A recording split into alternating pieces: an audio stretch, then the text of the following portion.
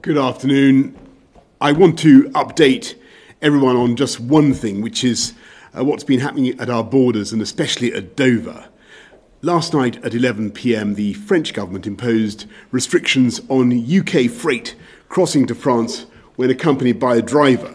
And so today I chaired a meeting of the government's emergency COBRA committee in order to coordinate a UK-wide response. And it's vital first to stress that these delays, which are only occurring at Dover, only affect human-handled freight, and that is only 20% of the total arriving from or departing to the European continent, which means the vast majority of food, medicines, and other supplies are coming and going as normal.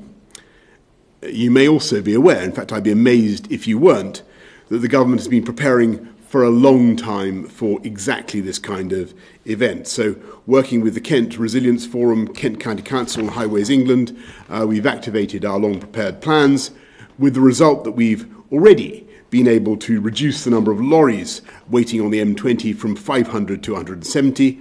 The site at Manston Airfield is ready to cope with any overflow. And of course, we're working with our friends across the Channel to unblock the flow of trade as fast as possible. And the government at all levels is communicating with our friends in Paris. I've just spoken to President Macron. We had a very good call, and we both understand each other's positions and want to resolve these problems as fast as possible. And I know that Grant is also speaking to his counterpart.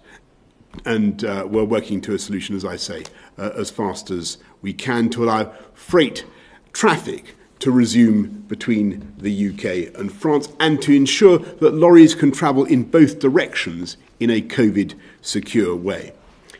I want to stress that we in the UK fully understand the anxieties of our friends about COVID, their anxieties about the new variant. But it's also true that we believe the risks of transmission by a solitary driver sitting alone in the cab are really very low. And so we hope to make progress as fast as we possibly can. I want to repeat that these delays only apply to a very small percentage of food entering the UK, and as British supermarkets have said, their supply chains are strong and robust, so everyone can continue to shop normally. And to our international friends and partners, I want to say very frankly that we understand your concerns, and I hope everybody can see that as soon as we were briefed in UK government on the fast transmissibility of this new strain at, I think, 3:15 on Friday afternoon, we lodged all the necessary information with the World Health Organization, and we took prompt and decisive action the very next day to curb the spread of the new variant within the UK. And we want to work with our colleagues, with our friends around the world, as we have from the beginning, to develop new treatments and to develop new vaccines, as we have. And by the way, I can today announce that over 500,000 people, more than 500,000 people in the UK have now received their first dose. As we've seen throughout this pandemic, this virus, alas, can move all too swiftly from one nation to another, but it is steadily being defeated by an international response, and an international response that is bringing the hope of vaccines to the entire world. And in that, the UK will continue to play its full part. I now hand over to Secretary of State for Transport, Grant. Thank you very much, PM. It's just worth knowing what's going on in Kent. Before I came here, I checked on the latest numbers. There were, last night at its height, about 500 lorries through to this morning, which were queuing effectively on the motorway. That's now down to, last time I checked, 174 lorries. And there are a few more which will be in a holding area called TAP, which is down close to Kent. But the main message is, please don't travel to Kent. Most people should be staying at home. Everybody in Tier 4 must stay at home, and in Tier 3 stay very local. And we're grateful also for the hauliers, the lorry drivers, for steering clear as well. That message has been very well understood today, and as a result, we haven't seen any problems in the area. Most of the lorries who are there are primarily European hauliers looking to transit back across to the continent, waiting. We will open up Manston Airport, as you said, Prime Minister, though for the time being it won't be for large numbers of lorries, but more for management purposes. And that's a facility we have ready because we've been planning for the end of the transition period. One other development as well is that we'll use the movable barrier which has been constructed on the motorway, on the M20, and that enables us to set up a contraflow, something which would normally take about a month to do in just a few hours overnight, and that will enable traffic to flow in both directions on the motorway. That's part of what's called Operation Brock, as opposed to Operation Stack that a lot of people will have heard about many times over the years. So what's happened today has been the equivalent of what might happen in very severe weather conditions, sometimes if there's a strike over in Calais, or when my ferries, for example, cause several weeks of disruption. And what's happened today has been well picked up by the Kent Resilience Forum and others as we seek to resolve the overall issue. Brill, thank you very much, Grant. Let's go to, Patrick, I don't think you want to add anything at this stage. Let's go to David from Portsmouth. Good afternoon. Living in Portsmouth, we stand alone in Hampshire as a Tier 4 area, surrounded by Tier 2 boroughs such as Fareham, which shares our major hospital. We have family that live no more than 5 minutes away that are classed as Tier 2, who we cannot celebrate with under the Tier 4 restrictions. When the government introduced Tier 4, why was this not blanket applied to the whole South East? Is the Prime Minister stating that this new COVID strand, which is 70% more transmissible, will not be able to cross into different council boroughs, which in some cases are no more than 100 yards away from each other? Well, David, I fully understand the frustrations of people who feel that they're in too high a tier, and they wish that they weren't, or that they feel it unfair that another adjacent area is in a different position from them. All I can say is we have to act on the basis of the epidemiology, David, as we see it. We looked at where the new variant was, where it was spreading, and acted to restrict it there. And of course, we will keep those measures under review every couple of weeks, and that's what we're going to do. Let's go to Rachel from Kent.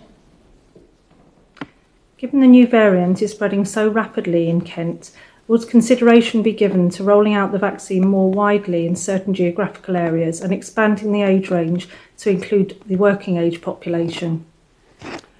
Well, Rachel, that's a very interesting and excellent question. At the moment, the Joint Committee on Vaccination and Immunisation is, I believe, sticking to its priority list. And what they want to do is really to take out of the path of the vaccine as many targets as possible of people who could who are likely to die from COVID. And that's, I think, the sensible thing to do, and so that's why we're beginning by focusing on the 80-plus group, those who are particularly vulnerable, those in care homes, and so on. I think that is the right way forward. And Patrick, it's a relevant point, isn't it? There's no reason to think that this new variant of the virus is any more dangerous than the existing strain. Well, I think that's correct, Prime Minister. There are three questions for the new variant. One is, does it transmit more readily? The second is, does it alter the disease course? And the third is, does it alter the ability of the immune system to tackle it in some way in people who've either been exposed to previous infection or those who are vaccinated?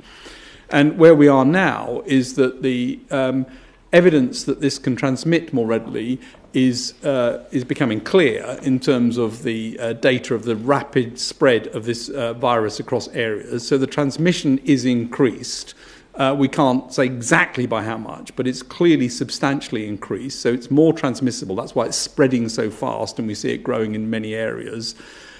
No evidence that the disease course is any different. So if you catch it, the disease is the same as, or looks the same as any other form of COVID infection. And in terms of the immune response, there's nothing to suggest that this won't have the same susceptibility to antibody attack from vaccine or pre-existing infection as any other form. So no, at the moment, the vaccine looks as though it should be as effective, and that's obviously being looked at. Brilliant. Thanks, Patrick. Thank you, Rachel. Let's go to Laura Koonsberg of the BBC. Thank you very much, Prime Minister. Dozens of countries have closed their borders to the UK. How confident can you be tonight that you can get the delays and disruption under control? And you said you just spoke to Emmanuel Macron. Did he give you any commitment on when he would open the border with France? And is he asking for truckers and travellers to be tested before they are allowed in? And Sir Patrick, if I can ask you, public health directors in Manchester and in the West Midlands are telling people if they've arrived to the area recently from a place of higher risk like London, they should self-isolate. Is that the right advice to be giving people? Well, thanks very much, Laura. And yes, it was an excellent conversation with the French president. He stressed he was keen, I would say, to sort it out in the next few hours if we can, and our teams will be working on it flat out. And if we can get a result, then that would be great. But we'll do it as fast as we can. I think local directors of public health clearly have got the role to make sure their local population is looked after, and they're doing a fantastic job, and therefore they need to make decisions that they need to make in order to do that. The new variant is spread around the country. It's localised in some places, but we know there are cases everywhere. So it's not as though we can stop this getting into other places. There's some there already. The message that's been very clear, and I think I want to reinforce it, is stay local. I mean, people shouldn't be travelling around the country at the moment. Stay local. Thanks a lot, Laura. Let's go to Robert Pest on ITV. Prime Minister, it's almost the end of the year. You must know by now whether we're going to get a free trade deal, will we? And given the events that you've seen in Dover, the great difficulties, do you still believe that the UK will, I think your words, prosper mightily on what you call, in Australian terms, most people call no deal? And just very quickly for Patrick Vallance, as I understand it, 10 to 15% of the new variant is outside London and the South East. Will Tier 3 be enough to keep the new strain in check outside of London and the South East? Well, I'm just going to, alas, Robert, repeat what I think you've heard me say many times. I had a great conversation, by the way, with Emmanuel. As I've said, it's his birthday, by the way. But we vowed to stick off Brexit because that negotiation is being conducted, as you know, via the European Commission, and that's quite proper. The position is unchanged. There are problems. It's vital that everybody understands that the UK has got to be able to control its own laws completely, and also that we've got to be able to control our own fisheries. And it remains the case that WTO terms would be more than satisfactory for the UK, and we can certainly cope with any difficulties that are thrown in our way. Not that we don't want a deal, but the WTO terms would be entirely satisfactory. And prosper mightily remains an extremely good description of life after January the 1st, either way. It's probably worth adding that actually some of the reason why we've not seen big problems in Kent today is because actually the transition period work that's been going on for very many months and years even is coming to fruition. A couple of weeks earlier than anticipated, but it does mean that the measures like having Manston available, like having the movable barrier available, and like having including welfare for the hauliers is all in place. And so to a large extent it has shown that we are ready. Sorry. as you say, the new variants around the country, it's in very high proportion of cases in London, the South East and East, but it is present in other places as well.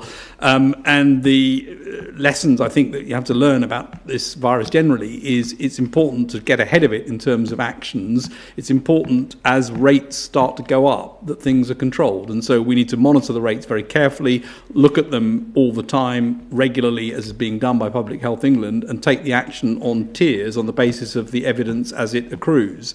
The one thing I would say, though, is that, and I've said this before, I think over this period where in some parts of the country people are mixing with people they haven't been mixing with as part of Christmas, it's really important to follow the rules carefully and to make an assumption that you could be infectious. You could be the person spreading it to somebody else and behave accordingly. Thanks, Robert. Gary Gibbon, Channel 4. Thank you, Prime Minister. Given what we're hearing about the variant, can you really guarantee that schools will be back on the start dates they now have? And just following on from Robert's question there, is Tier 3 fit for the job if this mutant version of the virus, this variant, is galloping through the population? Can you be quite sure that we won't, almost all of us, be in Tier 4 or even Tier 4 plus soon after this break? Well, Gary, I think the most useful thing I can tell you at this stage is obviously we want, if we possibly can, to get schools back in a staggered way at the beginning of January in the way that we have set out. But obviously we, like all, as you expect, the commonsensical thing to do is to follow the path of the epidemic, and as we showed last Saturday, to keep things under constant review. But it is very, very important to get kids and keep kids in education if you possibly can. I believe that's something that everybody understands. The doubling time of this infection with the new variant is quite fast. It is more transmissible. It does require more action in order to keep it down, and that's why Tier 4 is important. And what we did see was that in areas that had lower restrictions, you could still see growth in some places. So it is the case that the measures needed to try to make sure that we reduce contact, we keep the basics in place, make sure that we don't give the virus a chance to spread are even more important with the new virus. It's got to be taken incredibly seriously. Not because, again, just to re-emphasise, not because the virus itself gives a more severe illness, but just because it spreads more rapidly. Brill, thanks. Let's go to Pippa Crewer of the Mirror. Hello, Sir Patrick. UK COVID cases have doubled in a week. Matt Hancock says the virus is out of control. And we already knew that Tier 3 wasn't working in London or Kent. Plus, we've seen people travelling across the country for Christmas. Why isn't the whole country now in lockdown? And Prime Minister, throughout this pandemic, you seem to have frequently overpromised and underdelivered. Whether it's turning the tide in 12 weeks, a second national lockdown being a disaster, cancelling Christmas being inhuman, it's become a pattern that we're increasingly familiar with. Why do you keep doing it? And do you recognise that it causes public confusion and crucially erodes public confidence? Again, the tier decisions are not ones that are for me, but I will say that the evidence on this virus is it spreads easily, it's more transmissible. We absolutely need to make sure we've got the right level of restrictions in place. I think it is likely that this will grow in numbers of the variant across the country, and I think it's likely, therefore, that measures need to be increased in some places in due course, not reduced. So I think it is a case that this will spread more. Yeah, and Pippa, on your general point, I think you have to imagine a counterfactual world in which we'd kept the country in some kind of perpetual lockdown or kept kids out of school for the best part of a year, and I think that would have been really disastrous. And it was very, very important to keep moving forward as far as we possibly could. I think that was the right thing to do. And now that we've got the vaccine coming in the way that we have, I think that we can certainly look forward to a very, very different world for this country from Easter onwards, as I think Chris and Patrick have said before, and it's very, very important for not just for people's morale, but it's also totally realistic. We have every reason to be extremely hopeful about this country's ability to bounce back next year from COVID, and I think that is the right thing to say then and now. And I'll go now to Francis Elliott of The Times. Hello, Prime Minister.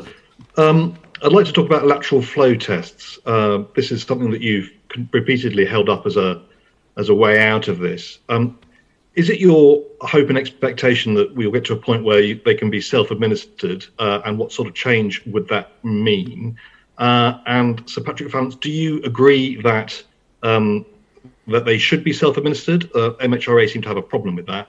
And secondly, when can we hear more about this new variant? The nerve tag briefing says that we'll get better data this week. What time this week, and what sort of extra data will we get in what sort of time frame? And just finally, Prime Minister, again, given everything we've heard today, it's obvious that the review that we are clearly going to see these restrictions expanded. Are you still sticking to the 30th as the review date, or could that come forward? Well, just on the MHRA and the review date, obviously we review all measures every couple of weeks, Francis. And look, on the MHRA and lateral flow, that's for the MHRA, and it would be totally wrong of me to, try and superimpose my views on them. That's for them. On the new variant, Nerve Tag met again today. A lot of work was done over the weekend trying to bring in more groups to look at the problem and to look at the new data that's become available. And that reinforced the view from Friday that this is transmitting more readily, that it doesn't, as far as we can see, alter the course of the disease. And the work, as I've said, in terms of the immune response is ongoing, but there's no reason at the moment to suspect that there's a change there. So those data will come out and nerve tag minutes will be published, but the conclusion was that the experts have high confidence in the fact that this is transmitting more readily. And that, again, reinforces the point that it's important to get ahead of this and to make sure that the tiering system is adequate to stop things going, not to watch it and react in retrospect. And given that we're entering a period of inevitable mixing, I think there will be some increases in numbers over the next few weeks. Thanks very much, Francis. David Hughes, lastly. David Hughes of PA.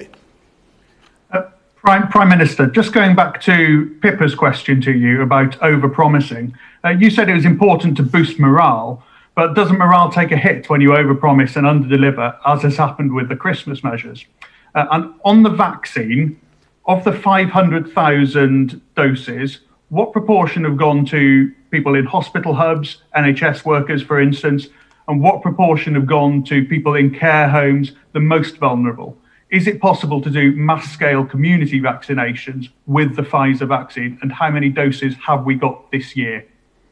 Well, David, first of all, of course you're right. It is very important to be as realistic as we possibly can. But as I was saying to Pippa, I don't think anybody would want to have seen this country spent the last year in a total lockdown of kind of at least some people have recommended, and with kids out of school. I mean, we've had to do what we can to keep our economy moving and to keep going forwards. And I think we've got actually to the end of the year in a position where, in spite of everything people have said, the UK is the first country to have distributed a clinically approved vaccine, and now gone into the arms of 500,000 people across the country, mainly the elderly and the vulnerable. And you may know, I find that a reason for hope. And for confidence, and I think you should too. Is that it? No, wait a minute. Was there another question? Only what proportion of the 500,000 have gone to care homes? What proportion have gone to NHS workers? How difficult is it to roll this out in the community? That's a very good question. Look, I think that we will try to update people as when we have more immediately available data about where it's going in precisely.